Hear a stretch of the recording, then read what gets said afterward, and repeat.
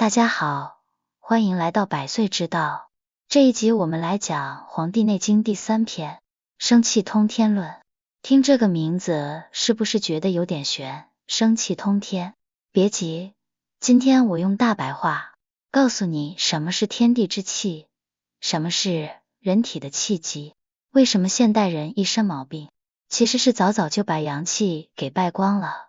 第一部分，阳气决定寿命。这一篇开头第一句话就是夫自古通天者，生之本。本于阴阳，意思就是生命是靠阴阳调和才能延续的，而阳气是其中最关键的力量。古人说，阳气者，若天与日，失其所，则折寿而不彰。阳气就像天上的太阳，是人体的动力之源。白天是阳气生发的时候，人要行动、工作、流汗；晚上是阳气归藏的时候，人要休息、闭目、养精。如果你白天不动，晚上不睡，那阳气就乱了、漏了、空了。久而久之，阳不藏，精不守，神不宁，百病就会找上门。第二部分，现代人最常见的3种逆阳行为。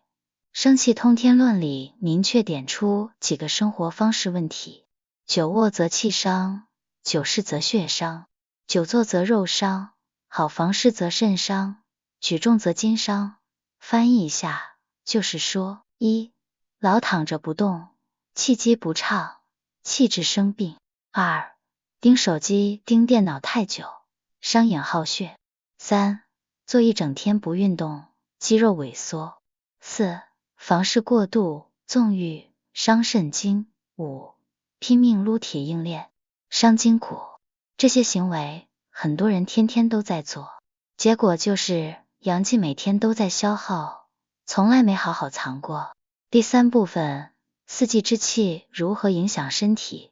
黄帝内经里把一年分成4个阶段，每个时节都有一种气机，跟五脏紧密相关，违背节气运行，就会气机不顺，脏腑失调。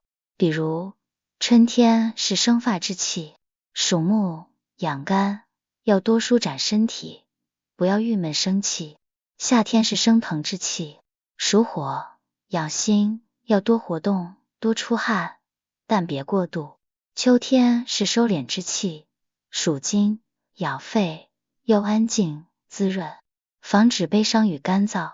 冬天是闭藏之气，属水，养肾，要保暖，藏精，早睡晚起。这一切不是玄学，而是人体跟着自然同步的生理机制。四季乱了，五脏就乱，气机不顺，病邪就入。第4部分，什么是生气通天？真正通天的，不是练出神功，而是你的气机跟天地同步。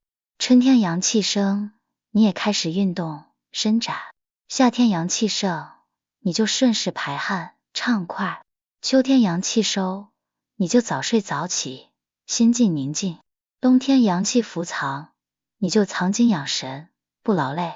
内经原文说，逆春气则少阳不生，逆夏气则太阳不长，逆秋气则太阴不收，逆冬气则少阴不藏。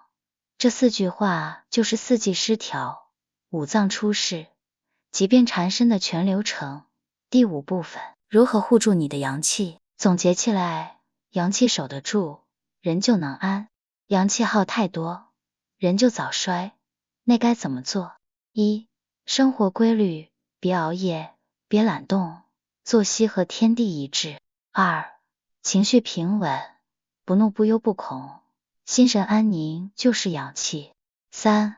饮食节制，不要暴饮暴食，寒热乱吃，少吃生冷。4. 藏精固本，尤其冬天，切忌纵欲劳伤肾气。每天都在做消耗阳气的事，你还怪身体不行？生气通天论告诉我们的不是神秘，而是最基本的顺天之道，养气之理。越简单的道理，越容易被忽略。你若真的把这几条做到了，你的气会顺，你的病会少，你的命也会长。这就是百岁之道的初心。我们下集见，继续一起读《黄帝内经》，走通真正的养生大道。